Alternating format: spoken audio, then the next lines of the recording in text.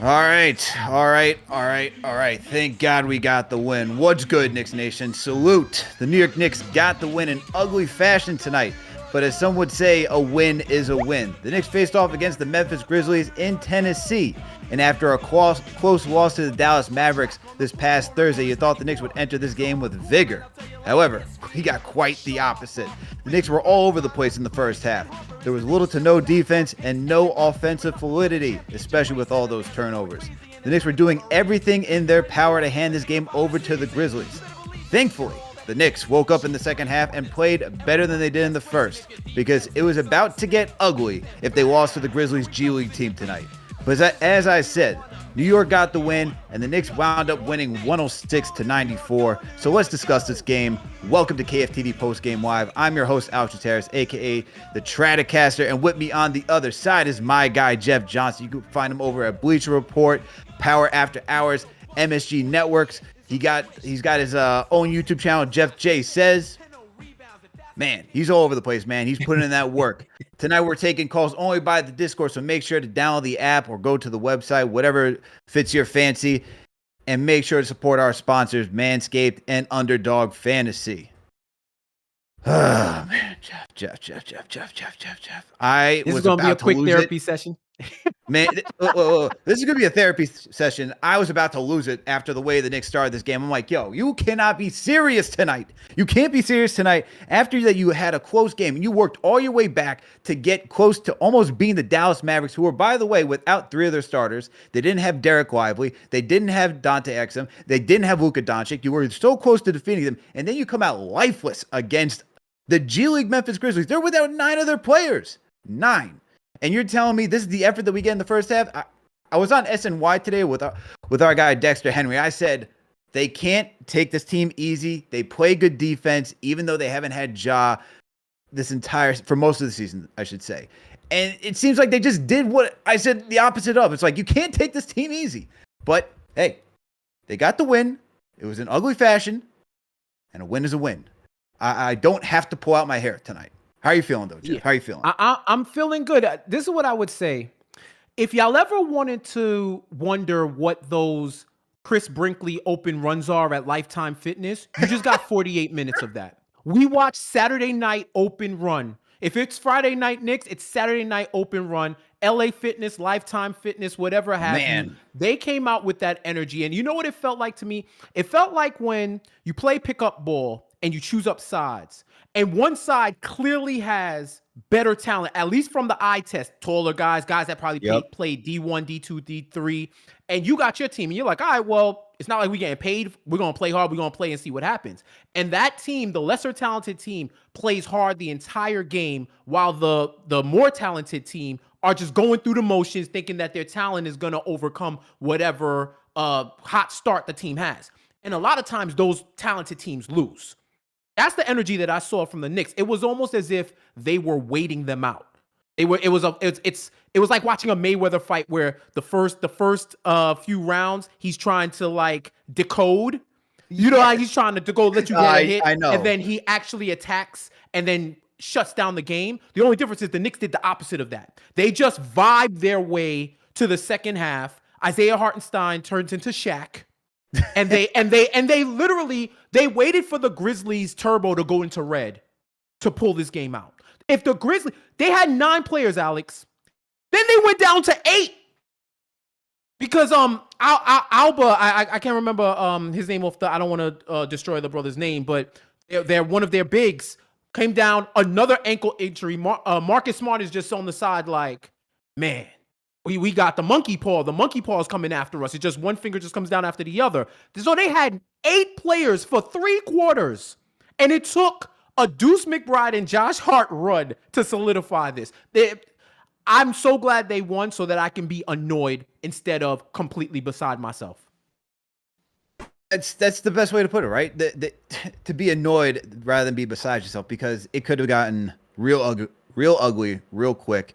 And look, I'm going to start off by giving the shout out to Deuce McBride tonight. You know, he had a career high 19 points. He shot 70% from the field. And I don't want to make too much of it, but I don't want to diminish it either just because of the level of competition tonight. But for this, I'll say this. I like that Deuce was aggressive. I like that Deuce showed some offensive ability tonight because we are going to need him, okay? And I'm going to tie this right to Jalen Brunson. When you look at the depth of this team after trading for OG Anunoby, lose RJ Barrett and Emmanuel quickly, and you think about, okay, we were 9 deep prior to that trade. You can go to a Quickly, you can go to RJ. You still had some offense. We saw that last season too, right? But I'm happy that Deuce had a solid game tonight because the Knicks are going to need him. He got your 19 points, 6 rebounds, 5 assists, 1 steal, 1 block. You always know he's going to give you defense. Dude's ready to full press court every single time. I'm happy for Deuce that he was able to perform at such a level for 37 minutes. I'm not going to make too much of it, as I said, because this is the Memphis Grizzlies G League team. We didn't get the best of the best from the Memphis Grizzlies tonight, but I do want to say it was a good effort from McBride based on what we've seen prior from last season, where it's just a sprinkle of games here and there. I do like what I saw from him tonight. What were your thoughts on McBride? He locked it down. He did what I expected him to do, and then some. 4 of 7 from 3. He's hitting his shots. He's not playing scared. He's letting the game come to him, and he's commanding. He knows this is a dress rehearsal for whatever the Knicks do next, and he's been waiting for this opportunity, and he's proven it now. Breen had a stat, I think through the second quarter, where he was 13 for 24 over this last stretch of games that he's been playing. Now it's probably evened out to 15 of 26 or 27 over the last few games. So he's been letting the 3-pointer fly, and he's been cashing them too. So I definitely enjoyed watching him play. But once again, this was a game I expected him to have. I expect him to step up because we know McBride's work ethic. We know what he puts in, and this is the type of game where he could show out. And I say with on the Memphis side, I know you say that we didn't get there. I don't think we got their best team, but I think we got their best effort that they could give. I would agree with that. I would agree with that. Dumb 9 guys came out and played. Shout out to Memphis, and shout out to the Memphis fans. Because if you told me I would have to watch the Expendables and come out in 20-degree weather to watch the Expendables hoop, no, it's not happening. But they were in the game. They were rooting on their team who they knew had no business winning, and they gave it their all. Everybody on that side did a great job. GG Jackson, I think the rent is due at midnight. The way this dude was hooping, I thought he was trying to get signed to a label deal that day. Rent was due at midnight, 20 points, 24 minutes. I love seeing guys like that take advantage. In the first half, bro, it was I'm reading names. And if y'all don't, if you know, but look up Tommy Davidson on The Breakfast Club. And his reaction, this was my reaction when I saw the starting 5 for the Memphis Grizzlies. Because I didn't know who I was watching. But you had Zaire Williams, Luke Kennard, Vince Williams Jr., GG Jackson. In the first half, they were balling out. They saw their opportunity, and they gave it their all. So I can't even knock them because this is the second game, Alex. These guys, the Knicks got out-hustled.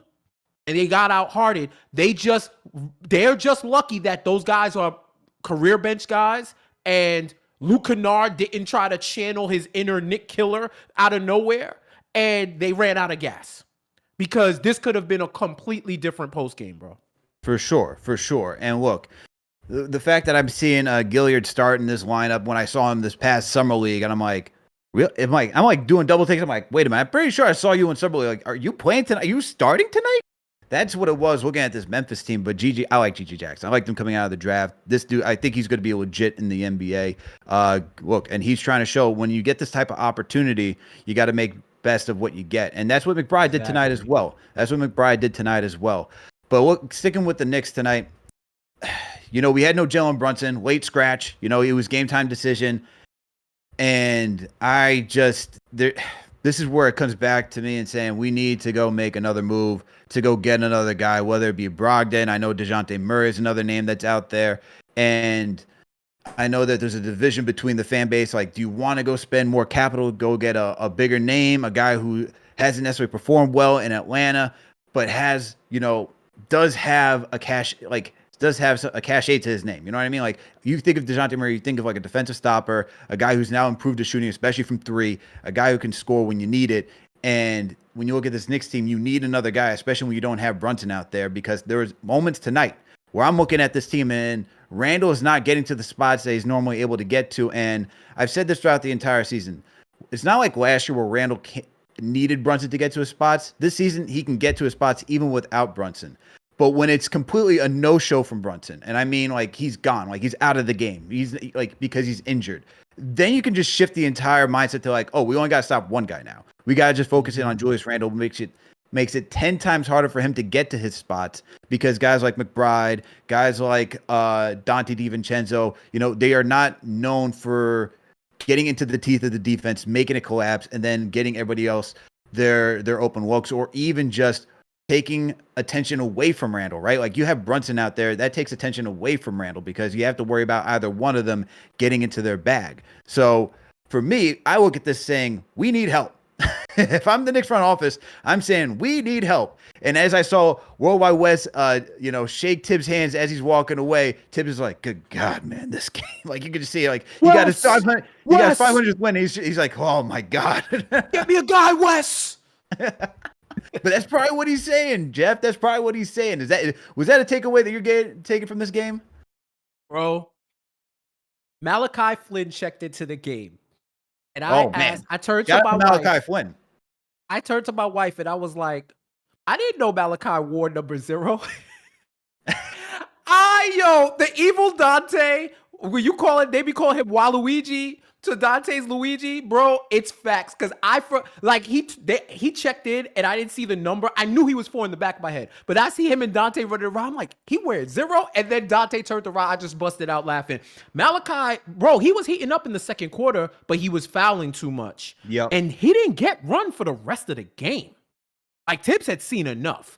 And I think he was good for an injection of energy. I did see there were moments where he was dropping off on coverage. Like they missed a lot of shots that he could have possibly gave up. I would have loved to see him get more run in the second half too, because he was, at least him, Deuce, and Devo were bringing the energy. Something that was desperately needed. Yes. I would have loved to see him get more time, but Alex, he could have got 40 minutes. I would be saying the same thing. Put the bat signal in the air. Let's work the phones. We can make this like a telethon. I'll get on the phones right now. I'll hit my contacts and say, what y'all trying to do? Think about it like this. There's things that you can buy, right? Where you can say, do I need to spend this much now or can I wait later? If for those of you who own cars, you hear that sound and you're going to keep pushing. You hear that clank, clank, clank, clank, clank until you hit the highway and you're on the side of the road and your alternator goes out or something happens where you could have took care of it when you first heard your car sounding like a go-go band. Damn, how are you talking to the guys who own a 1999 Honda Civic right now?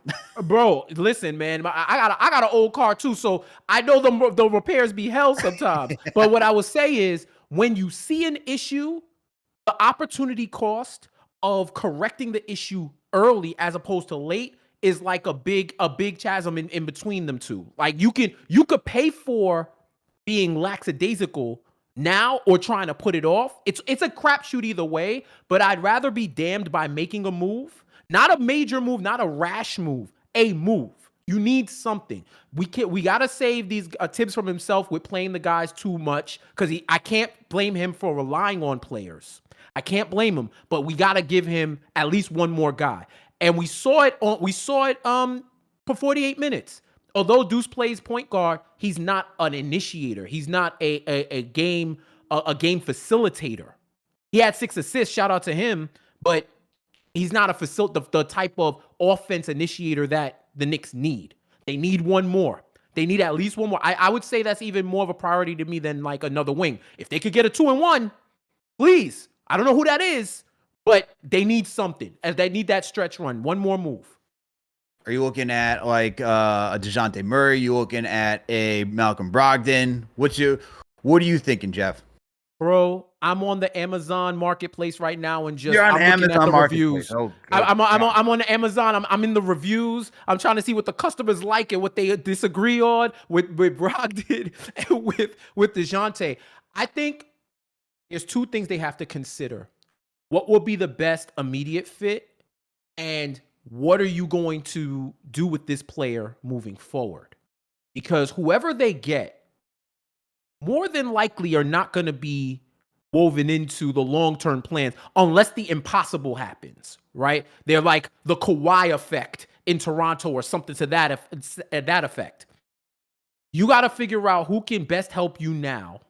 And depending on a variety of like qualitative factors like relationship building with agents and other teams and coming to an understanding who's going to want more playing time. This is where I go back and forth. I know some people are down on Brogdon because of the injury concerns. I know some people are down on DeJounte Murray because they think if he couldn't play well with Trae Young, what makes you think he can play with Jalen Brunson? And then if you acquire him, do you have to start him? Who's going to be more comfortable coming off the bench? To me, I think my answer is yes. At this point, I'm ready to pick my poison with either or. I think Brogdon would be the best case scenario if you want somebody who's conditioned to take 12 to 15 minutes off the bench, can run an offense, and who could stretch it to 20 or 30. He's capable. Former sixth man of the year.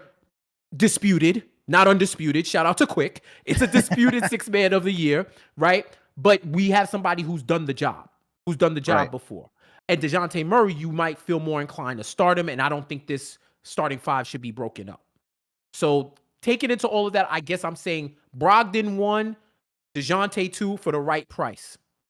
I hear you. And like when I think about DeJounte, I think, that's what I hear a lot of is that, well, if he's not working out with Trae Young, how would he work with Brunson? And I always go back to Brunson actually showed that he could play off ball, play next to Luka. There is some ability for him not to necessarily need the ball in his hand 24/7. And who knows, he might even thrive more when you add somebody who can create on ball and get him those opportunities, right? And so I'm open to DeJounte like for those reasons. Also defensively, we need another guy out there. But to your point, adding someone like DeJounte during the regular season, you're talking about tweaking that starting five yet again, right? They already did it once. We moved Grimes to the bench and you put in Dante. Then you had to tweak it again when Mitch got hurt and you put Isaiah Hartenstein into the starting rotation, even when you use Jericho Sims at points. And now then you tweaked it again because you traded RJ Barrett and you got OG Anunoby. So now you're going to ask if you get DeJounte Murray, you're going to be tweaking it another time because it's going to be Dante DiVincenzo moving to the bench. No question that it would be him. And then you're saying, all right, now we're trying to fix this and work through this throughout the regular season again. And I'm not sure if Tibbs wants to do that. I'm not sure if the front office is thinking that DeJounte is going to be that key factor, because I think if you go make a move for him, you're saying that we can go be a championship contending team if we get him. And I'm not sure how much the Knicks front office is sold that that's what the next recipe is, because there's still other answers that you need. You're going to need more big man depth. You're going to need another wing off the bench because, as we talk about Brunson being out, you need another guy who can create. If you lose OG Anunoby, you lose your only legitimate wing. So then you need another wing. Now you need another, there's so many other factors. So I wouldn't be surprised if they went with their typical prudent approach where they go, bargain shopping or just work around the edges, right? How they got Josh Hart, how they looked for a Cam Reddish, a Derrick Rose, Malcolm Brogdon. As much as I would be okay with DeJounte on this team, I feel like Malcolm Brogdon is going to be that next step, or somebody like that in that vein, a guy that can go create for himself and can be a creator and also a playmaker on the side, because we don't need, because I know Tyus Jones has been another name that's floating around too, but he's more of a table setter to me. We don't need another guy who can just set the table. We need a guy who can get it off the bench, say, I'm going to get mine, and when you need me to go feed everybody else, I can do that as well. And that's something that Brogdon's had to do at his stops in Milwaukee, in Indiana, in Boston. And so I see that being the next move for the Knicks, just because it's probably not going to cost much to go get him from Portland. So yeah, Tyus Jones is we got Deuce McBride at home. We got Deuce McBride at home. Why are you going to go get a Tyus Jones? And to me, if they go get DeJounte Murray, that is a tell that he's here for the next move. Whatever that next move is, the big fish, because of matching salary, and he's a quality player that a team trading a superstar would want to have. So it's like, are you trying to cop DeJounte Murray now to flip him later? Or are you copping Brogdon to try to make the run this year, and who could possibly be flipped later too, but not as enticing? See, I hate that. I hate thinking like that though. And like sometimes I'm a prisoner of that thought where it's like, oh, we can just get him and we'll flip him later. It's like you play like fantasy football, right? It's like, oh, you know what? If I get two really good quarterbacks, I can flip one later because someone's probably gonna get injured and they're gonna. It's like it never works out that way. It just never. And then you think like, oh, someone's gonna get, and then it's like that bad team that has nobody that you need. You're like, oh my god, what was I even thinking about doing this? And now you just wasted a roster spot for no. And I don't like thinking like that. So if they want DeJounte Murray, it should be for the fact that they actually believe they can take him to the next level, not to be like, oh, well, if we got to give the Cavs something in return that's favorable, we can go flip. It's like, because if it doesn't work out here, they're going to be looking at the Knicks saying, like, he's not working out here. Too. What makes you think he's going to work next to Garland? So that's the light's going to be bright. That's the big fear, you know? So I hate that thought process just because, and I'm a prisoner of that too, where it's like, oh, well, maybe. You know, I've played fantasy football like that. I played fantasy basketball like that, and it's always gotten me into trouble. It's always gotten me into trouble. Oh, man. But hey, salute to Knicks Nation. Thank you all for tuning in for KFTV Postgame Live. I'm Alex Trataros, a.k.a. the Tratacaster. With me on the other side is Jeff Johnson, a.k.a. Jeff J. Says. And we're taking your calls tonight by the Discord. Make sure to hit that thumbs up button for your boys. Make sure to share the links to all these videos. Make sure to support our sponsor, Manscaped and Underdog Fantasy, using both KFTV as the promo code for each. All right, like Alex, I we said, got to run up the likes. We doing the Lord's work tonight. Yes, because sir. we watched that open run and we talking about it. So y'all got to run up them likes, run up them comments, super chats, all of that. You already know. You here for a reason. You here for the entertainment and our talk. So let's get that up. You know, show some love. Show some love because we had to do that. We did that as a family. So let's show love together.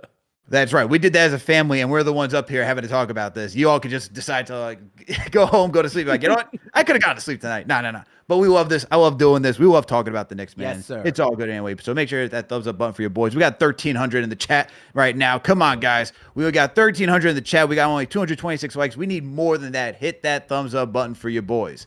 All right, we're gonna get to the Discord. Make sure to call in by the Discord tonight. TM, if you're here, I don't know if you're here or not, my guy, but make sure to drop that link in the chat so people know where to hit to go over to the Discord.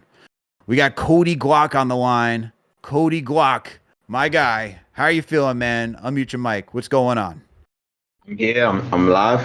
Yes, sir. You are live and direct. Oh yeah. Yo, shout out Manscaped, man. I average 0 turnovers because of Manscaped, man. I take care of my ball profusely with the utmost striction in my mixtion. Yo, man. Alex, man, what's up, man? Jeff, what's up, man? Good, Brody. We're living, man. We're living. We're frustrated as a family because of how that game started, but thankfully they won. Yeah. Thankfully, it's any win is good. You know, I take it. You know, a bum team. I ain't gonna say a bum team because Ja gave him a little spark. You know, but it's a bum team, man. We had this in the bag all along, man. Deuce McBride, you see, he came out, he did his thing, dropped the career high in numbers and points or whatever. So we have Deuce playing like this. What's going to happen when we make a move for somebody like Brogdon or DeJounte Murray or anything that they're going for as a guard perspective? Like, what is that? I have that question for y'all. And another question for y'all I have is, iHeart is balling. I'm not dumb. All right. Mitchie, he is no snitchy. And I do believe he's better for the Knicks than iHeart. But iHeart is balling right now. And if Mitch is set to come back and all of that, I think he should play the bench, not mess up the chemistry and all. Yeah, it sounds crazy coming from me, but people are right. I think he should play the bench. Rapid fire, man. Shout out Nikki Pipes, man. Shout out Ari, man. Shout out everybody in the chat. Shout out Chuck D, man. Hashtag PD in the chat. I'm out, man. Peace, man. Peace to Cody Glock. Thank you for calling in, my guy. Woo! Interesting. The leader of the Mitch Hive said he should be on the bench if he comes back. Jeff, I'm sure as you're aware, we did not get that DPE from the league, so that means there's a possibility that Mitchell Robinson could come back. I know he also asked what would happen to McBride, but we're gonna touch on Mitchell Robinson first, and then get to McBride. The McBride question: do you think he should start, or do you think he should come off the bench if he comes back? Shout out to my guy Mensa. I am officially a member of the Startenstein Brigade. Like I like not rocking the boat when you have something good, right? I think Mitch coming back. First of all, whenever he comes back, he's gonna have to be ramped up. And what we've seen before with Mitch and his injuries is it takes a little bit of a minute. I think we may shorten that time because legit was in the best shape of his life to start the season, which is why I could feel his frustration where he did everything right and he still got injured. Like, that's frustrating as hell, right? So I think he's conditioned enough where hopefully it would be a smaller ramp up time to like get him back into full cardio. I think coming off the bench would be the best bet for him because he's still going to get his minutes. One thing we know about Tibbs, he does stand by that motto, like, starting bench, it doesn't matter. It matters how much you play. And I think off the bench, we can utilize the lineup versatility way better because now you got Mitch off the bench, you got Grimes off the bench, you got Hart off the bench. You can leave OG in to start the second quarter and then player to be named later, whoever's running the offense. If that's Deuce, good luck, NBA, if you want to score a point. Good luck, right? I think this is another point on the coach where we're going to have to see that innovation and that versatility and the experimentation so that we're able to utilize our personnel, our current personnel, to their highest potential. And I think with Mitch, what I like about the versatility they give at the 5 between Mitch and Ihart is the game tells you what to do. The game will tell them who needs to play a lot more depending on the situation. And you can still keep Mitch preserved where we don't got to overtax him. 20 minutes a night, 15, 20 minutes a night. He get the Precious Achua minutes. He gets those backup 5 minutes, and he'll still be able to play 20 plus without having to overextend him. And we can possibly save him for a playoff run. I think that Mitch, if that Mitch comes back even 75% plus Ihart, bro, that's a formidable 48 minutes at the 5, man. Like, and I think the league is in trouble. So I would think for now, I don't think there's any harm in him coming off the bench. I hope he would be okay with that too. There's a mental aspect to that. They're all people, right? So I would hope that he would be okay with that. But yeah, I think there's too much unlocked on offense with comparable defensive benefits for both that you got to start Ihart, at least to start off the game. Yeah, I get starting with Ihart. I get not shaking the boat. I mean, once again, if you go back to tinkering with the starting rotation again, and when you think around the time that Mitch should be getting back, it's probably closer to the playoffs. If he does come back, it'd be closer to playoffs where you're now saying that Ihart has been starting since what, December? Like somewhere in December to then end to March, April, like 15 games or something like that so far. Yeah. And so you're saying about tweaking that again to having him start if he did come back. And I get with Ihart starting, especially like with Ihart right now, like the offense just is clicking like when everyone's healthy, right? You just see the spacing with another guy who could just play make. Everyone's cutting, especially we get OG and Dante cutting. You have Ihart who could play at the high post and find cutters and just give him bounce passes or whatever looks possible. Like that's a game changer that Mitch doesn't give you. And this is no shade to Mitch. Mitch is awesome. I love him defensively. Like there's no like his offensive rebounding is just key for this team too, especially when you miss shots. But I think when you get to the end of the season, I do agree with the fact that Mitch, it would make sense for him to come off the bench.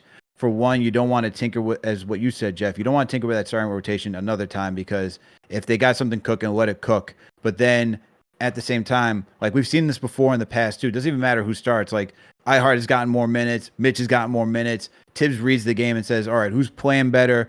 Who's giving me what I need? Do I need more shooting on the court? Like that's the other thing, like with Ihart too. Like he can give you a floater. We saw that against Philly where he didn't find anybody cutting. He decided to take a few dribbles in, throws up a floater, drills it. And that's just another thing. And look, tonight, Ihart had a good game. He got you 12 points, 20 rebounds, 2 assists, 5 of 6 from the field, 2 of 4 from the free throw line, 2 steals, 4 blocks. Man was on another level tonight with his blocking. But I totally get the aspect of you just leave him in the starting rotation towards the end of the season and let him cook. But now get to the McBride portion, right? Because McBride, you know, we gave him his praise at the beginning of this show. But if you do get somebody like Malcolm Brogdon, you talk about him going back to the bench again, you know, and this is a guy who they just extended. I know it's not a lot of money, but they did just extend him. You're giving him an opportunity now. But I feel like this is more of an evaluation to see where he is. And even if you got somebody like Brogdon, I just said I don't like the thought process of like, hey, if you get player, you can flip him later this offseason. We saw that happen to Brogdon even when he was injured this past offseason for Boston. But for Brogdon, I would say it's a different category because you're not asking a lot for Brogdon at this point. He's not somebody like a DeJounte Murray who you're thinking, oh, I want to get a star in return. I want to get some draft capital in return. Brogdon's like, I just need to move off this guy. Whoever's willing to take him for whatever price, I'm willing to do that. And I do think if you go get somebody like Brogdon, I don't see this rotation opening up to a 10-man rotation. It's going back to 9, and I think McBride would go back to the bench if that were to happen. Oh yeah, he's definitely going to the gulag, right back to the gulag. If we get Brogdon, he's going right back to the gulag. And it's kind of a shame too, because I do think he would be good insurance for whoever comes in case they get injured or we have to plug in another position, right? I don't know, man. Brogdon, bro, when Portland played the Knicks, if that was a dress rehearsal, that man forgot his clothes at home. They went at him. I haven't seen somebody get targeted like that since Jeremy Lin in the Heat. When they made that example of him on national TV. And so bad that man said, my knee, I cannot play in the playoffs. Y'all got this. I got a contract to make. I got a contract to get, right? I don't know. I think Brogdon sounds good. He sounds good. It doesn't excite me. It doesn't excite the base. You know what I mean? To talk about we gonna get Malcolm Brogdon. I think it's more so if you want to make a real run this year, you got to get somebody who's proven in the position. It's one of two ways. It's either you get someone who's proven in the position or you put Deuce in the best chance to win. Like this whole rest of the season is going to be practice for the playoffs. And you got to put in that confidence and that faith in him. And what I've seen, the data and the historical precedent has shown younger players don't really get that with Tibbs. So I think with everything on the wall, you got to get one more person. I think the threat of going into a playoff scenario or the postseason without that person, with that big question mark, is worse than going in with that person and figuring and thinking, what if McBride doesn't get any more minutes? Right? We've seen that scenario already. So I think it's going to be a shame. His minutes are going to get cooked, but they need it. It's a need. They need another wing. They need a backup creator. I'd love Devin Booker to become available right now. I'd love it. Someone of his ilk. I'd love Paul George. Now you're talking about language. Right? I'd love Paul George or Kawhi Leonard to just one day wake up and say, you know what? Extension, send me to New York. I'd love that. But those guys don't grow on trees. And whatever roots are planted, you got to wait for future drafts, which we hope the Knicks aren't really involved in because that would mean that they'd have major success. So given all of that, you gotta find those diamonds in the rough, like a Josh Hart, like those hidden gems or those low risk, high reward players. And I think Brogdon does fit that bill. Salute to Knicks Nation. Thank you all for tuning in to KFTV Postgame Live. Hit that thumbs up button for your boys. Tonight is me, Alex Trataros, and on the other side, Jeff Johnson, a.k.a. Jeff J, says, look, tonight we are sponsored by Manscaped. All right, everyone out there, you already know what it is. Manscaped. Cheers to the new year from our friends at Manscaped, because your resolutions shouldn't be the only things that are well kept. 2024 is a time for new heights, new opportunities, and a new look for your Times Square balls. Manscaped's Lawnmower 5.0 is every man's cheat code to look good, feel good, and turn the page on confidence this year. Whether you're looking to maintain a trim or go for that clean-shaven look, this trimmer has you covered. Trusted by over 10 million men worldwide, now is your time to get a grip on your grooming with our exclusive offer. Go to manscaped.com and use the promo code KFTV to get 20% off and free shipping. Happy New Year, or happy new balls. All right. That's from our guys over at Manscaped. You already know what these ad reads are like, everybody. Make sure to go support our sponsor over at Manscaped. Look, I got the Lawnmower 5.0. No testimonials. It is as advertised. Does the job. It does the job as advertised. Okay. If you need the beard trimmer, that's phenomenal too. You need the handyman. You want to get a closer shave after you do your own. After you trim up your own beard. Everything is. High quality. All right. It's on KFTV. We're not going to be sponsoring anything that isn't high quality around here. So make sure to go support our sponsor, Manscaped. All right. Woo. Salute to Belinda Marie Gosner. Welcome to the franchise channel membership. And also, salute to Alpha Wolf for the $5 super chat. I'm not too bothered by the performance. We didn't have Brunson, so our passing was out of sync, and we turned the ball over more. Still won easy, to be fair. Did we win easy? Did we win easy? I don't even know if we necessarily won easy. Is there multiple definitions of easy? Because the easy definition I'm thinking of, that wasn't easy. They outlasted the Grizzlies. They outlasted an 8-man team of G League Ignite, career bench players, and the Hoop Dreams All-Stars. I thought I was watching the Globetrotters out there, and I didn't know who was the Generals. Wow. He said he didn't know who the Generals were. At one point, hey, I did not know who the Generals were. Hey, let me tell you something. When you see 22 and I'm not saying this, I'm not stuttering, 22 turnovers for the New York Knicks tonight compared to the Memphis Grizzlies 12. By the way, the Knicks had 21 while the Grizzlies entering the fourth quarter had 8. 8. Okay? That is, as I would say, nasty work seeing anything of that sort, okay? 22 turnovers. This is a team that takes care of the rock. 22. This is stuff that I expect from like the Portland Trailblazers. That was an easy win.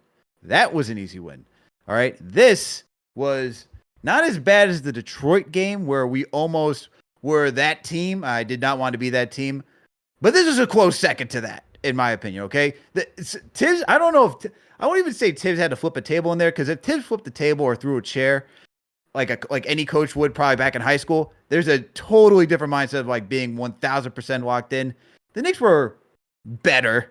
I wouldn't say they were 100% locked in, because there were still turnovers. There were still miscues. It was still, I will not go with the easy is not the word I would choose for tonight's game. You know what I wrote when I was watching the game? I wrote in my notes, Alex. I said, "Where's the killer instinct? Where is the killer instinct? Why are you playing? Y'all been telling us about playing with your food. Don't play with your food this whole time. Y'all was playing with. You were throwing spaghetti on the wall. You were flipping cups of water. There was a lot of playful banter with your food. Like, they were playing with their food tonight, and their food almost played with them. You know what I mean? Like, they almost lost against their food. And this is it's almost as if the mindset is, oh, they don't got their guys, we're good. It felt like that in Dallas. That first quarter.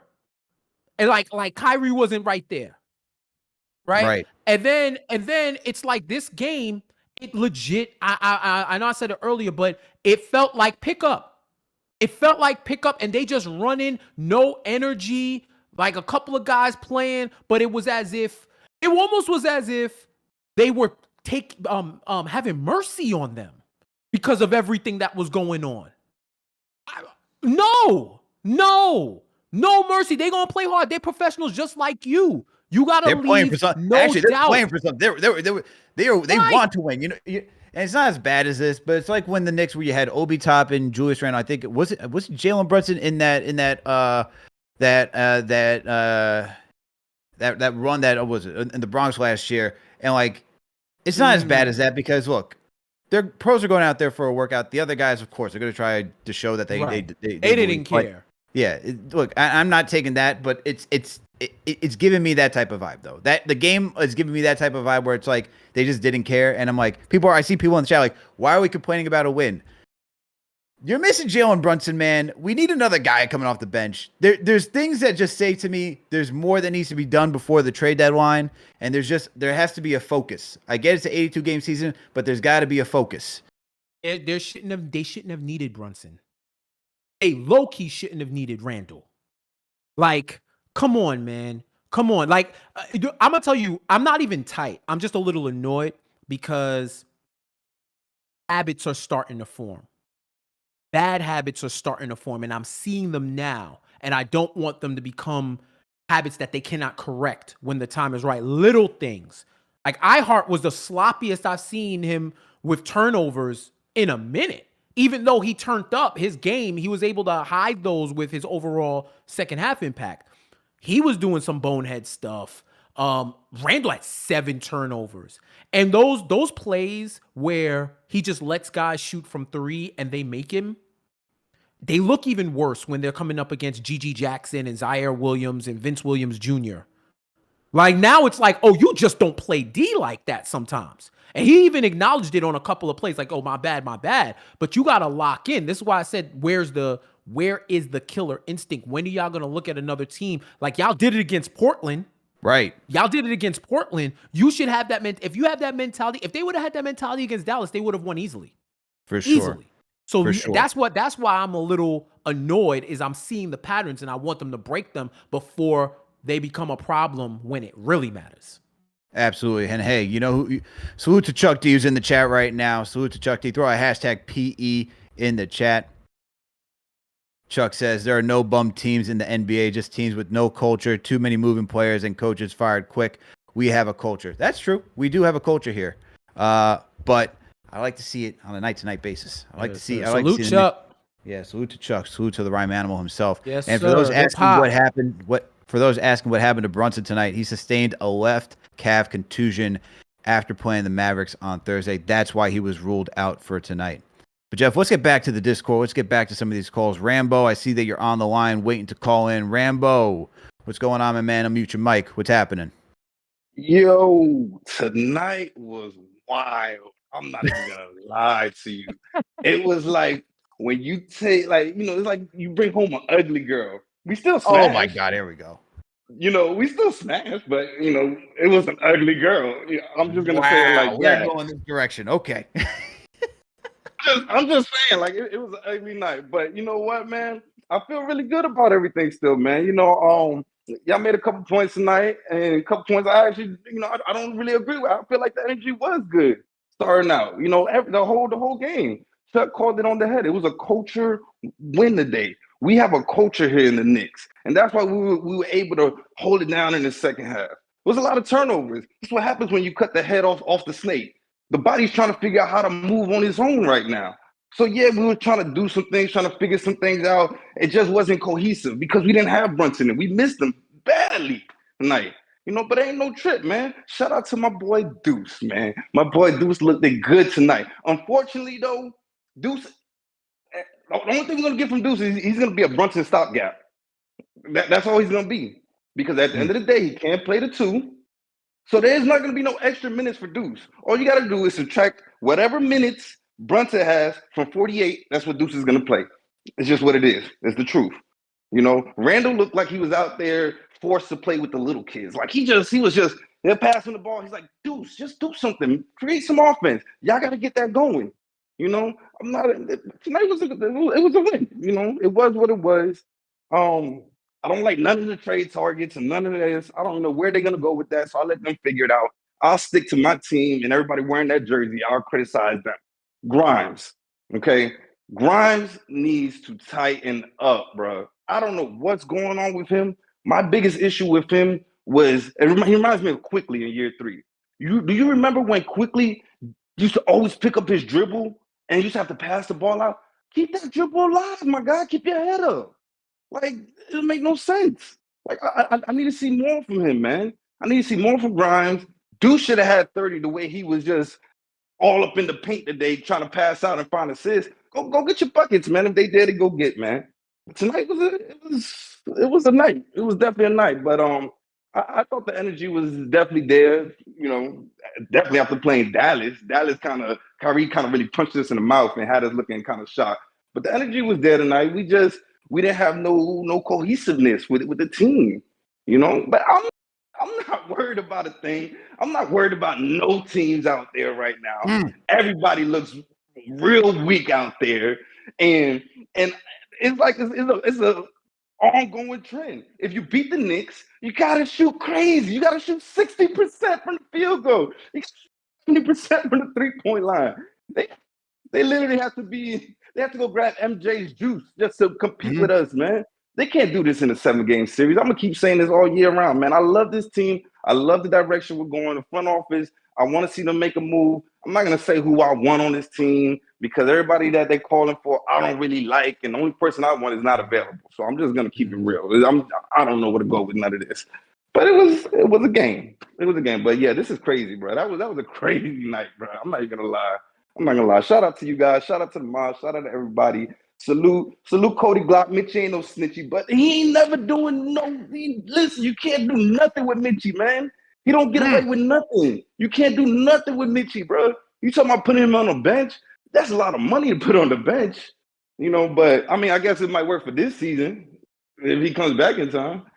But that is what that is, man. Man, salute to you guys, man. I appreciate you holding it down, Jeff. You're looking like Deuce out there right now, man. Shooting from 3. Let's go, man. Oh man, salute to Thank Rambo. you, Rambo. Thank you for calling in. Salute to Rambo. Man, everyone's catching strays. Woo! Everyone's catching strays. Bro. This is a family show. Rambo, the type he get the food and it's not really like what he wanted. The restaurant, he's like, it's all right. I'm gonna eat it. It's good. You get 3 stars still. You can still get 3 stars. It's the thought that counts. Go on the Yelp review. Is this a 4? Is this a 5-star? Nah, not 5-star. But you know what? We're gonna give it 3 stars anyway. You probably should have come here. Right. Got that New York City C on the window, but you know what? We still rocking with it. Oh man, I mean, Mitch being on the bench at his money, it's a sunk cost. We have already incurred that cost. The Knicks have already incurred that cost for the year. So the salary this year don't matter. Next year is next year. This year, it doesn't matter how you utilize him as relative to the salary. We're just utilizing his skill set. The Knicks paid a lot of money to be in a position where they have these champagne problems. So it's time to pop the bottles. Pop the bottles and let's utilize these players the way we're gonna use them. So I'm not really worried about that. I'm worried more about function as opposed to form in that sense. I hear you. Well, let's keep the show rolling, Jeff. Let's go back to the Discord. We got Hard Jeezy on the line. Hard Jeezy, unmute your mic. What's going on, man? How you doing? Hey guys, what's going on? First time caller. Just want to give a salute to KnicksFanTV. Love the work that you guys are doing. Appreciate it.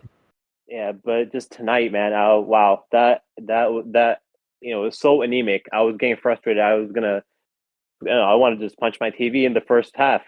Just seeing the energy level that the Knicks had, it almost seemed like they were deflated from their previous loss they had to the Mavs. And then they flipped the switch in the second half, which was good to see. But just see, the first half was really frustrating. That Grizzlies team reminded me of the time when our lineup used to have Lou Edmondson, Alexei Shved, that team. So, just the, Grizzlies were, putting up a good effort. That was like a 3rd or 4th string team, that we were playing against. But yeah, I agree. I think, this game kind of showed was a good outing for McBride. I think seeing him, there were a couple of easy looks he had missed in terms of not easy looks, just passes to that I saw down the lane. I think Malachi kind of brought in energy too. I think it was sort of a good outing from him. I was surprised that he didn't play him in the second half, and I figured that was because Tibbs wanted McBride to get a good run over there. So, but off season wise, I mean. I don't know. This is kind of just a thought out there. I was thinking, someone who would probably, be good for the team might be someone like Gordon Hayward. I know that may not be a popular opinion, but just looking for someone who might be a good fit in the system, eventually in the off season. He's sort of like the point forward, someone who can kind of like run the ball for us off the bench, is a good shooter. And can get some rebounds too. So I think that might be kind of a low key signing in the off season for someone that may kind of help us in the long run.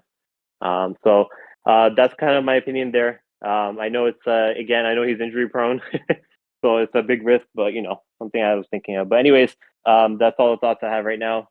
Thanks again for taking my call. Salute to Knicks Nation, and let's keep it rolling. Appreciate the call, Hard Jeezy. All right. He was frustrated as us about the game, but Gordon Hayward, man. Gordon Hayward? Of all, you could have said that. No. We're not doing that. How many times do we got to wake up? How many times do we got to see this play out? Gordon Hayward man was starts too the season. smooth.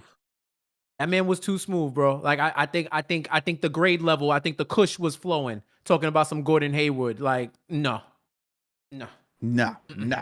Sorry, brother. Absolutely not. No, we're not. Look, man. And what you gonna give up for Gordon Hayward? What you gonna give up for him? I'm not trying to help Charlotte out. First of all, that's number one. All right. Terry if I am going to help right out there. Charlotte, all right, I would take exactly. Terry Rozier is the first guy I'd take right from Charlotte. I mean, CP thought the low key out of the blue name that potentially the Knicks could go get is LaMelo Ball. I don't know how realistic that is, but hey. Listen, I'll say this. To this day, this was Sunday morning quarterbacking. Golden State fumbled the bag not drafting LaMelo Ball. They fumbled. I don't care what Wiseman was about. I don't care that they won the title. Imagine if they had him now with where Clay or is even now Halliburton. and with everything. Or even Halliburton. I guess if you got a title, I would have loved the title in 2022. So I'm not going to front. But long term, LaMelo and Steph, LaMelo running the point while Steph is off ball. Good luck. So yeah, I'd love LaMelo Ball here. That'd be especially if you think about a connector and need to get just more playmaking. Man, the assist numbers would skyrocket through the roof, especially with the spacing that we got now. And thank you, TM, for being the meister of this show. He's our KFTV meister. You know what I mean? Like you watch Game of Thrones. Yeah, yes, that's what TM does. He is the king mod of the chat. He's the king mod of KFTV. Okay, and this is how good he is. He makes sure to timestamp and make sure to record every historical moment in KFTV history. He said CP sleeper prediction: Brunson and LaMelo future backcourt. Episode 446 on December 1st, 2023, and episode 48, December 8th, 2023. My man has legitimately he archives everything. That's how good TM is. TM is that he's good. A grandmaster. He's not even amazing. He's a grandmaster. Oh yeah. No. TM, salute to you. TM does not leave any stone unturned. That's how good TM is. Trust me, anybody who does this type of work, streaming of any kind, that dude is a gem. That dude is a gem for what he does. Because time coding is straight cheeks, bro. It is so annoying. This the behind the scenes stuff that a lot of y'all who may not know don't see. It's time consuming. It's painstaking. It's thankless. So the people who do the work behind the scenes in KFTV, salute to y'all, man. Because you are the engine. You're the engine, bro. You one of the engines. So I give enough respect to that. Salute to TM, man. Salute to the King Mod. But yeah, salute to TM, my man. Oh my God, Gordon Hayward. Can we not talk about Gordon Hayward? I don't even want to. I want to know what edible he hit because I need that right now. Between Tyus Jones and Gordon Hayward, you're creating my starting five of do not want to be Knicks. And not necessarily I hate Tyus Jones. I just don't think he's the right fit for what this team needs. But Gordon Hayward can go on that list of anyone that we're just going to mention. Tyus Jones, Gordon Hayward. You already got the point guard and you already got the wing. Just keep adding names. Keep adding names. I mean, if we're going to get Gordon Hayward, Knicks might as well go get Jordan Clarkson. Like, for real. Like, if we're going to do that. See, that I'm actually not too upset about. Because at least I could talk myself into, you know what? He does what he needs to do on some nights, which will, hey, if he gets hot, he can drop 40. That's he was there tonight. I don't think this happens because he's putting them up. He's putting everything up. You gotta make sure something shake. Yeah. Oh man. Oh my God. Well, back to the super chats. Shout out to Alpha Wolf for the $5 super chat. We had a bad first half, but second half wasn't that close. As soon as we went up by 10, the game was in hand. He's following up. He's saying once we went up by 10, the way we got up by 10, okay, it was a gift. I think Jeff, you said it right. The Grizzlies were like, it's like you have a Scion, right? It's like you're driving a Scion. It's got 104 horsepower. You're trying to floor that thing, especially it's like the Scion XB. You know what I mean? That box car. All right, you're taking it on the highway. That thing, you're flooring it. Trust me, I've driven one before. You're flooring that thing. It's going at 70 max. You are pushing that thing. It's not even close to the red, which is like 100 some odd miles an hour. But you are pushing that thing to the limit. That's what the Grizzlies were tonight. They were like, can we keep this thing going? Can we keep this train alive? No, we can't. Nah.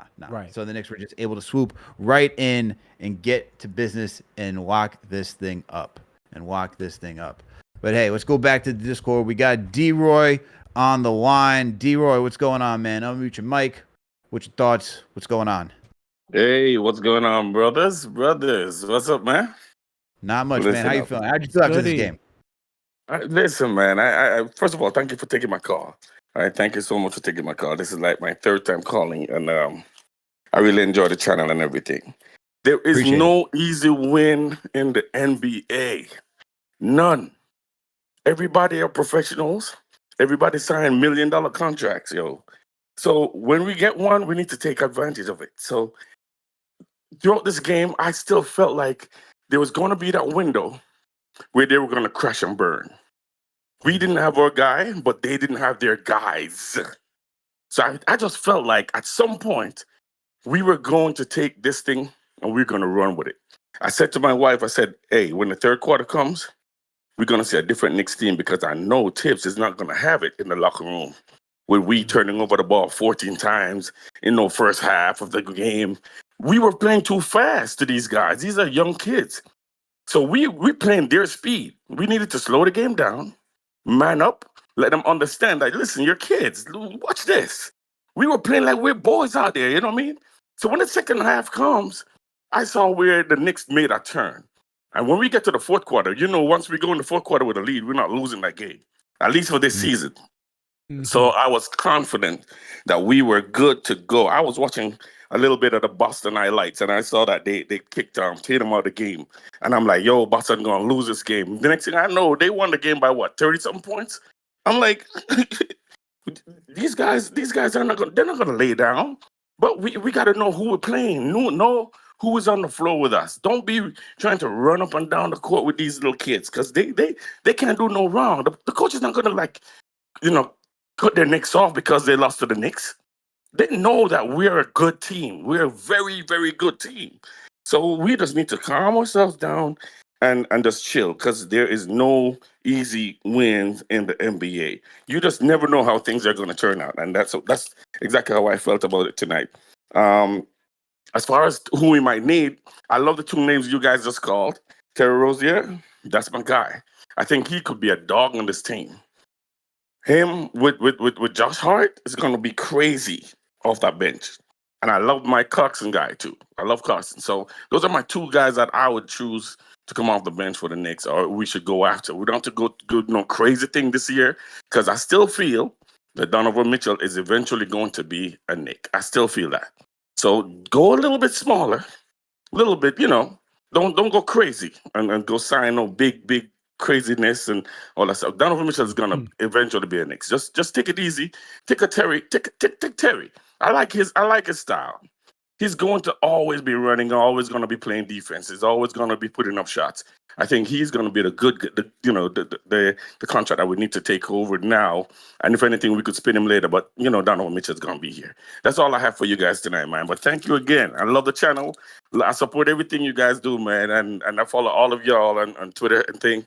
So thanks again. And salute all Knicks fans. Big up.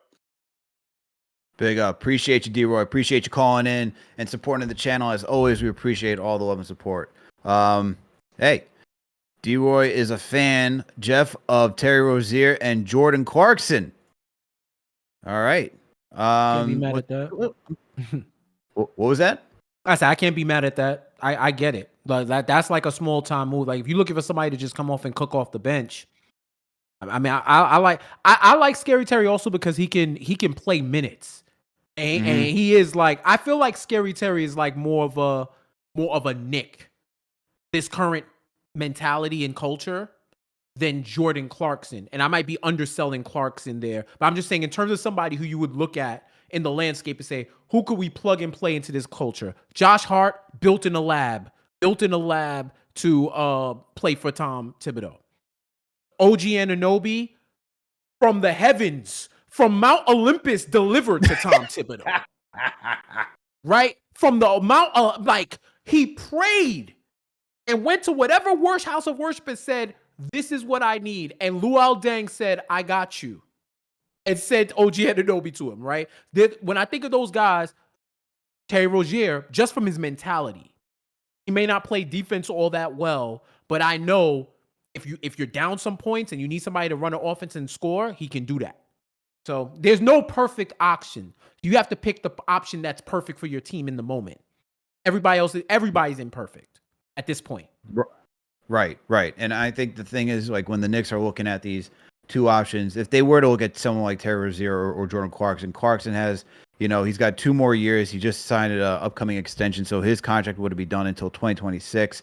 He'd be making $14 million annually starting next season, the following season after that. For Terry Rozier, he's making 23 this year, 24 next year, and then he'd be making 24 the following season, 20 for the 25-26 season. So when I think about the Knicks and who they want to get, I know the salary cap's going up, but that's something that they're probably going to be looking at, is that who they want to pay to come off the bench and contribute in that manner. This is where, Terry Rozier was looked at as a guy that was going to be a starter for that team, and then things just constantly shifted for the Hornets. So that's why his contract looks the way that it is. Clarkson, I think, is a little bit more realistic just because the money is cheaper, but I still even know how realistic of an option it is. I think if anybody, they want to go for someone like Brogdon, just because I think they want somebody who's just, guy who's going to come in, do his job, and as a pro's pro, and that's kind of what Brogdon's been, man. I think that's what they're going to look at. But Clarkson would definitely be an interesting name as well. Terry Rozier, I think, is a little too expensive for what the Knicks are looking for, but I do like the name Terry Rozier moving forward. But you know what, Jeff? Let's get into the key stats of the night presented by Underdog Fantasy. Let's do it. And tonight, Jeff, man, the Knicks, even though it was an ugly game, if you just box score watch tonight, you thought that the Knicks were just fantastic, because outside of the turnovers, the 22-12 turnovers, the New York Knicks had 22. They did everything else right? They outscored the opponents 106-94. They had 62 rebounds to the Memphis Grizzlies 40. They had 25 assists, but the Grizzlies had 27. They had 11 steals, 14 steals for the Grizzlies, 11 blocks, 5 blocks for the Grizzlies. You saw that they shot the ball well tonight, close to 50%. They shot 34% from 3. Not too great from the free throw line. They could have been better there. They shot 68%. They won when it came to points in the paint, 52 to the Grizzlies 50. You had second chance points where the Knicks had 17 second chance points to the Grizzlies 14. And then fast break, 15 fast break points to the Grizzlies 13. So wasn't perfect all up and down the stat sheet, but if you look at this, you'd say, okay, I can see how the Knicks were able to get this game. They controlled the glass, shot the ball well. They were able to get critical blocks defensively, and they caused enough turnovers in order to get out and score in transition. So for tonight, Knicks did a solid job from all of those statistical standpoints. Is there any key stat that stood out to you tonight from this game? 23 turnovers, 23 points off turnovers, but they were -6 in the difference between the turnovers that they capitalized on and the points off turnovers that Memphis scored. So they got 17 points off of Memphis's 12 turnovers, and they gave up 23. So that was just a +6 difference. If they play their regular game, 12, 13 turnovers a game, then we see what happened in Portland.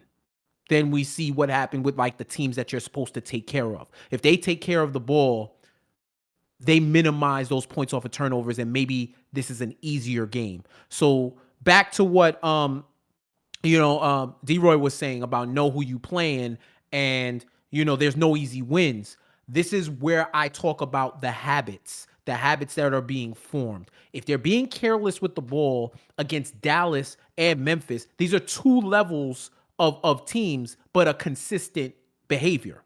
They have to clean that up, because come playoff time, come time where you're playing against the major contenders, there's going to come a point where those bad habits are going to come back to bite you. And that's what I really look at.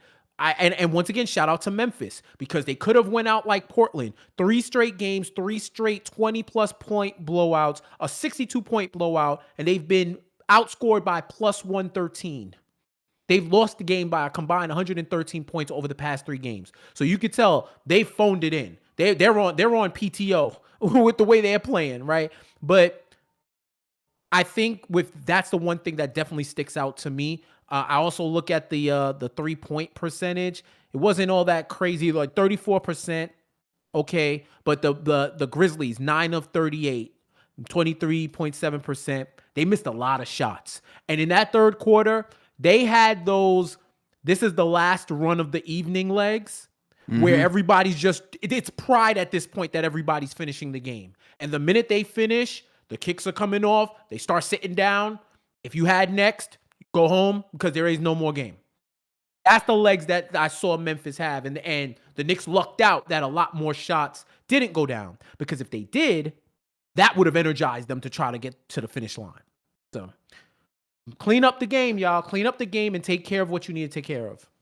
All excellent points, Jeff. And like I said, the key stats of tonight are presented by Underdog Fantasy, our other sponsor. Make sure to use that promo code KFTV to get up to a $100 match. And guys, look, I love using Underdog Fantasy. It's fun. I like putting a little money down on the line when I'm watching these games because I like to make the game a little bit more interesting. You know what I mean? I like to have a little skin in the game when I'm watching. So, look, tonight wasn't my night, but this is an easy app to use. Makes the game so much more enjoyable too.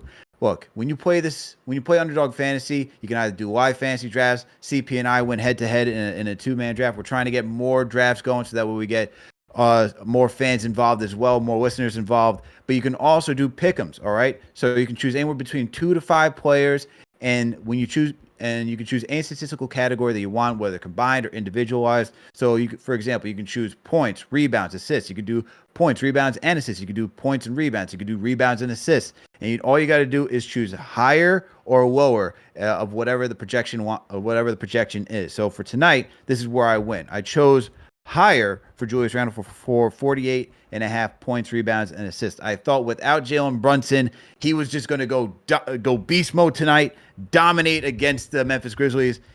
Not tonight, ladies and gentlemen, not tonight. He decided to not help me in that category. I then went with Xavier Tillman for lower than 23.5 points, rebounds, and assists. I did hit on that. I then went with Dante DiVincenzo. I'm like, you know what? There's no Jalen Brunson. He should be able to get some points tonight. Higher than 15.5 points. Didn't hit on that. I got 13. Dante only got 13, so I missed on that. I then chose Luke Kennard. I'm like, look at the other side. What other starter out there is respectable enough to just put up points and score? Luke Kennard. I chose higher than 18 points. Only got 14. This is how bad it was tonight, Jeff. This is how bad it was. I then chose Isaiah Hartenstein for a higher than 12.5 rebounds. I was like, okay, this has got to be the one because there's no way that anyone can keep up with how iHeart's playing. He hit on that. He got 19 boards tonight. So I went 2 for 5. Man, I just needed 2 more, Jeff. I just needed 2 more. I went with the insured route because I thought I was going to win some. I just want to win a little bit of something just in case, but not tonight. Just because the Knicks decided to be, you know what? I didn't feel like playing tonight. I didn't feel like playing my A game. I did not feel like playing my A game, but guess what? Still fun to play. I won the other night, so it is possible you can go out there and win too. Make sure to download the app and use the promo code KFTV to get up to a $100 match. And look, you can play any sport too. It doesn't have to be basketball. It could be NFL. It could be football. Well, I say football like it's soccer. You know what I mean? Sheesh. But yeah, you are right. You're not wrong. I'm not wrong. I'm thinking football because I'm talking to all my friends over here. Like, yeah, I'm watching football this weekend. And they're like, oh. There's like 2 going on, and I'm like, what are you FA talking Cup, about now? Carabao Cup, Wild Card Weekend. What are you exactly? What are we talking about now? So you can go. So for everyone else, soccer, football, basketball, hockey, whatever sport, they got you covered at Underdog Fantasy. Like I said, use that promo code KFTV to get up to a $100 match. Oh, here we go. CP is in the chat. Yeah, everyone's asking, where's CP? Where's CP? CP's over in LA. CP's over in LA right now with the KFTV and Left Coast Knicks fan meetup with our guy, Desus. Desus nice out there. So, you know, CP's having a good time, just chilling out at 33 taps right now. Man, I know CP's living life right now. I'm sure that he's happy the Knicks got the win. CP, tell us, you enjoy California right now? How's that weather? Hopefully it's nicer than what we're getting here on the East Coast right now. Hopefully it's better than what we're getting out here on the East Coast. Yeah, I know CP out there with some Mai Tais, you know what I'm saying? The frilly drinks, the caviar, the caviar, you know what I'm saying? Like that, it's only the best. It's only the best. Only the best. Only the best. But looking at CK2K's IG, it looked like it was a packed house. So looks like they were all having a good time. I see you, CK, though. CK, why are you checking in on the football game, man? You should be watching the Knicks game all the way through. Why are you worried about Miami? Why are you worried about what Miami's doing right now? Well, look, Alex, I know you took a little bit of a bath on Underdog, but just know it could be worse. You could have laid 2.5 points with the Browns like I did. Oof. And Joe Flacco was not elite today. Let's just say that. Joe Flacco was not elite, and I got crushed. So it is what it is, bro. It is what it is, man. It is what it is. All right. Let's get back to the Discord. We got another caller on the line. Austin. What's going on, Austin? Yo, can you hear me? Yes, sir. What's happening? How's everything tonight, man? Everything's fine, man. What are your thoughts about the game? I thought the Knicks are gonna win this one. The Grizzlies, they're missing all their good players. It was just a night where I just felt that they didn't need to put all their effort in. I also want to ask you a couple questions about your thoughts on what do you think of the Knicks if they wanted to, what if they could get Mikal Bridges? Because I think he's such a Tibbs type of player. He plays such good defense. He makes corner threes. Like he could cut, he could drive as well. I just think he would be good for the Knicks instead of these other available stars right now. What do you think? I would take Mikal Bridges on this Knicks team. That would add more to the wing depth that we need. I like his shooting. I like what he did on Phoenix. I think he's shown enough, but I don't know. I don't think the Nets have been pretty committed to like trying to build with him, even though I disagree that they should be doing that. I don't think they have enough assets. I think they're going to have to go through a draft. I don't think Mikal Bridges is the right timeline for what they have to do. So I think they should be looking to move him, but hey, that's the Nets decision. I don't know what they're thinking over there. Weird. And one more thing before I head out. I think the Knicks can make a third seed, but I think they'll have a better shot if they upgrade their bench and instead of just searching for stars. I think they're 2 bench moves away. I think they just need one more backup scorer and then another backup center because Mitchell Robinson just been too injury prone. I don't know if I could trust him going down the line to stay healthy. I'm gonna head out. Thank you for taking my call. Appreciate you for calling in, Austin. Appreciate you for calling in. So Austin said that we're 2 bench moves away and that we can get the 3 seed in the Eastern Conference, which I think it's still kind of open for grabs. Why not us? Why not? Yeah, us? why not us? Indeed, Jeff. But Williamsburg is not making. Are we only 2 bench? Are we only 2 bench moves away though? Nah, we're a couple. We're a couple. We're like, I'd say realistically, we're probably 2 to 3 away. They have to be the right 2 to 3. It's not like I say it as in we need mad players. I'm just saying there's still that one more guy. This isn't like the Knicks draft where they give you the ticker at the bottom saying the Knicks where the draft priorities and they show everything. Everything. No. They just I think wings are at a premium and they need another guy like that. I think they need one more bona fide bucket getter, somebody who's an elite player. I think they can do that. But if that isn't on the table, then you have to build the team that you have. Right? I think the Nuggets have shown you could have 2 all-star, 1 elite player, 1 all-star player, and great complementary pieces. That may be the future of the league. I don't know if the Big 3 era is still going to rock the way it rocks. The Clippers are the last vestiges of that. If they don't work, we're not going to see that anymore. We're really not going to see that anymore. So, yeah, I would say 2 to 3 because I also know that the front office likes to make those minor incremental moves. So I'm counting that in there. I'd say 1 major, 2 minor. 1 major, 2 minor. 1 major, 2 minor. And Williamsburg is never doing a trade with the Knicks. And not for Mikal Bridges. So I don't know, man. It ain't happening. It ain't happening in the borough of Brooklyn, bro. I'll never say never with divisional trades. I mean, we just did one with Toronto. We saw the Nets do one back in the day with the Celtics. I mean, I just don't think.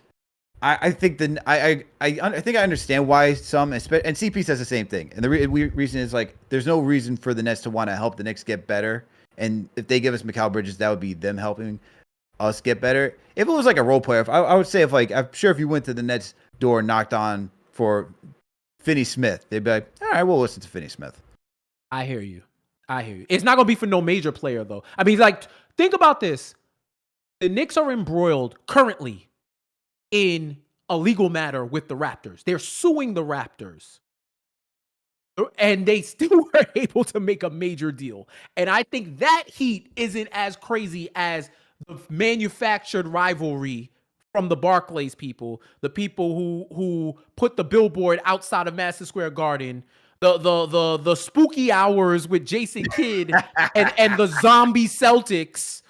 Then Kyrie and KD decide because KD pops his Achilles, Kyrie don't want to play in New York by himself, so they go, what's best? Just like a regular New Yorker. I ain't trying to live in Manhattan, the rent's too high. I'll just go to Brooklyn.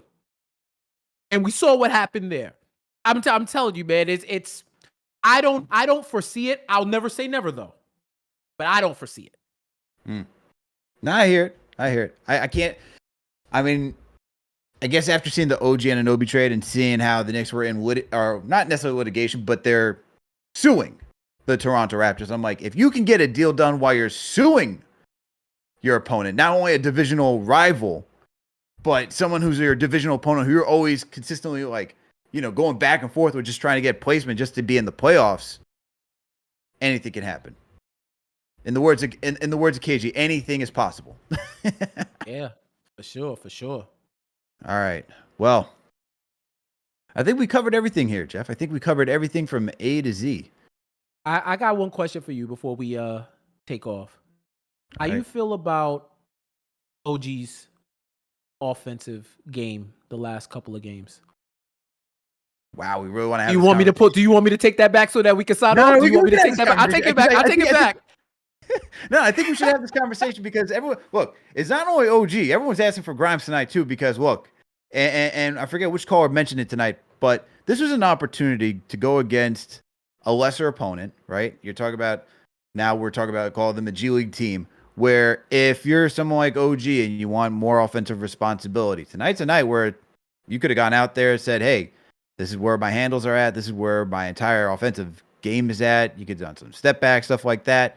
I know Tiz probably has no desire to see a lot of freelancing in the sense of from their players, but with tonight's opportunity, if you came out and played your A game from the jump, I think he would have been a little bit more open to that, especially when you look at his bench. Like we talked about, Flynn did get back in the game, and I think partially was due to the fact that he got 3 fouls. So I don't think he wanted to stop the flow of the game with Flynn fouling the Grizzlies and then giving them 3 points to the free throw line. So I think that's why his night was cut short. But for guys like OG Anunoby, I just know him as a 3-and-D player. I never expected him to come here and then be his own initiator, be this, this grand creator, God-gifted offensive talent. He does everything efficiently, which is what you want right now, which is what helped this team, which is what has helped this team, right? Like, I'd rather have OG go 7 to 12 from the field than take 20 attempts and then go, 7 to 20. Like that you're not wasting possessions at that point. But if you did want to step up and take that next role and solidify as that third option on this team, he's going to have to do a lot more than what he showed tonight, because there were opportunities where he had mismatches. I mean, there was points where Gilliard was on him, and I'm like, you could easily take this guy. Like, you could easily just back him down into the paint and just go get an open look, and you didn't. Instead, you just continue to pass the rock and be that, good teammate, good role player. But it's stuff like that where you got to understand the mismatch and say, hey, this is a time for me to shine and see if I can work on my offensive game. Look, if we can watch Mitchell Robinson dribble between the legs and drive, I'm sure Tibbs wouldn't be too upset with OG, be like, oh, I got a mismatch here. Let me go try to do something. And the same could also be applied to Quentin Grimes tonight when he was out there saying, hey, this is your chance to be a lead dog for that second unit. And there are times where it's still too passive, where you're just being a 3-and-D guy, where it's, last year, that's cool. And I know he's been thrusted into this role because no one was really expecting this to happen on the team. But even a game like tonight, where you're going against the Grizzlies' second unit, I'm expecting you to go out there and show a little bit more juice to your offensive game as well. But what are your thoughts, Jeff? You brought it up, so I'm guessing that you feel some sort of way. I feel exactly the way you feel. You summed it up perfectly. I'll say 2 quick things. I'm not looking for him to go nut, but I would like the overpassing to stop. Like the extreme overpassing. You're in the lane and you're right there for a layup, and you pass it to Hartenstein or you pass it to somebody else under the hoop. He's done that a few times, and it's more costly, and it can become more costly in closer games. I agree with you. This is the perfect opportunity to take advantage. This should have been a grand experiment. They should have been getting off new sets. They should have been experimented with Randall at the 5. They could have done a lot. And I've read reports about one of the sticking points with OG and whatever new team he wanted to be on was he wanted to create more. He wanted more of an opportunity with the ball in his hands. Bro, this was a dress rehearsal for you too. No Brunson. It's you and Randall and Deuce. I'm not saying to be over aggressive, but I saw in the second half when everybody else woke up, more off the ball movement. I like that he gets in where he fits in, but sometimes it's just a lot of overpassing. And I don't know if this is breeding familiarity with the team and building that chemistry, but bro, I saw in the second half he was way more aggressive. Try something. See what it is. You got to keep them honest because there's going to be games where they put size on Jalen Brunson. They put taller players. They try to lock them up that way. Randall may not have it. We're going to need somebody. We're going to need somebody to generate some offense and not force, just to be able to generate it. And I want to see him play a game where he can call his own shot in situations where nobody's going to blame him. If you got that extra pass and it's a better shot, yeah, do that. But if you're under and the guy's 3 feet away from you, bro, put it up. Just put it up. So I just don't want that. I don't want him to become, because he was cardio G in the first half.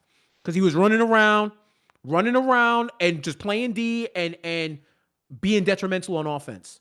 So I just don't want, I think that's more blip than trend. And he is the plus minus, he's the plus minus guru. It don't matter what y'all say about OG. He gonna have a plus minus. He has broken the code on plus minus. So you know that it's gonna be a plus somehow. It's just it could be more.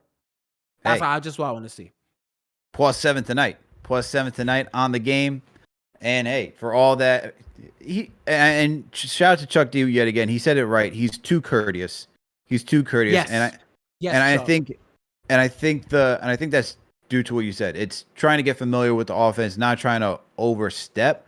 But then there's a point where you got to see your team's down, man. Like, you're down at half to the Memphis Grizzlies. There's no overstepping tonight. There's like, yo, go be a dog. All right. As everyone says, go be a dog. Okay, OGD. I get that. I get all that stuff. Go be that guy and go out there and go get those buckets. All right. Cardi G. Jay Beck to call him. Now I said Cardi OG. I didn't call that man Cardi G. Cardi OG. Like Cardi G. Wow. The chat is undefeated at times. The chat is totally undefeated at times. But yo, Jeff, good show. Appreciate you for coming through and co-hosting with me tonight. Please let the listeners know where they can find you, man, if you got anything up and coming. Yeah, all social at Jeff J Says. Jeff J Says YouTube channel. Talking a lot of betting, talking a lot of sports. And NBA coverage, Knicks coverage. We're doing it all over there. If you're a fan of the show Power, I have the best and greatest Power podcast, the best Power community online, Power After Hours. So you could tap in with me. Me and my co-host Chrissy, we review all the shows under the Power umbrella weekly, usually on Mondays at 6 p.m. live. And we, just like KnicksFanTV, we're interactive. We take comments, we take all of that. So we're nothing without our community. So definitely tap in with me. And if you like NBA coverage, if you like sports culture commentary, follow me. I'm a good follower, and we could definitely keep growing this community. And thank you so much. Shout out CP. Thank you so much. I know you on the 18-year-old scotch. I saw the message. No frilly drinks. It's straight scotch. I like that as a man after my own heart. Shout out to you, Alex. This was awesome, man. This was awesome. I hope we get the opportunity to do this again. Absolutely, Jeff. Appreciate you for coming through yet again. Salute to Jeff for helping and co-hosting with me tonight after this stressful but yet victory. Knicks win. They go into Memphis and defeat the Grizzlies 106-94. And salute to you, Knicks Nation, for tuning in for another KFTV post-game live, all right? Hit that thumbs up button for your boys. Share the links to all these videos. And look, if you can't catch a show live, you can hear us on any audio listening platform, whether it's Apple, Spotify, you name it. You can go catch us over there, all right? And make sure to tell a friend to tell a friend to tell a friend about this. We're still growing the channel. We just hit over 70,000 not too long ago, and we thank you for helping us get to this moment. And that's all we're trying to do. We're just trying to grow this community and support Knicks Nation as best as we can. Also, make sure to support our sponsors, Manscaped. Make sure to use that promo code KFTV to get 20% to get 20% off and free shipping. And make sure to support Underdog Fantasy. Use that promo code KFTV as well to get up to a $100 match. Go over to KnicksFanTV.com and support our riders. We got a lot of great content over there as well. And salute to all the mods for helping out tonight. Salute to all of the franchise channel members. We appreciate you also greatly. And salute to you, Knicks Nation, for tuning in as always. We'll catch you next time. I guess on Monday, right? Yeah, we're going to catch you on Monday when the Knicks play again on MLK Day. All right, everyone. We out.